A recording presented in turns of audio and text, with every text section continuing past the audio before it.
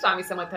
मंडळींनो, नवीन वर्ष सुरू झालं आहे. नवीन वर्षातला पहिला महिना म्हणजे जानेवारी आणि त्यातल्या त्यात पौष महिना. पौष महिन्यातला सगळ्यात महत्त्वाचा सण म्हणजेच आपला मकर संक्रांती. सर्व महिलांचा, सभासद स्त्रियांचा आवडीचा सण. मकर संक्रांतीच्या दिवशी आपण एकमेकांना तिळगुळ देतो, तोंड गोड करतो आणि त्याचबरोबर आपल्या मकर संक्रांतीपासून ते रथसप्तमीपर्यंत हळदी-कुंकाच्या कार्यक्रमाला प्रत्येक घरामध्ये लगबग सुरू होऊन जाते, तयारी सुरू होऊन जात असते. तर आता मकर संक्रांती दिवशी प्रत्येक सभासद स्त्रियांनी एक गोष्ट आवर्जून स्वतःसाठी खरेदी करायची आहे किंवा घरातल्या कर्त्या पुरुषांनी जर आपल्या महिलांसाठी ती गोष्ट खरेदी केली तर अतिशय उत्तम, खूप जास्त पुण्य प्राप्त होईल. त्याचबरोबर हळदी-कुंकाचा कार्यक्रम आता सुरू होईल आपल्या मकर संक्रांतीपासून ते रथसप्तमीपर्यंत.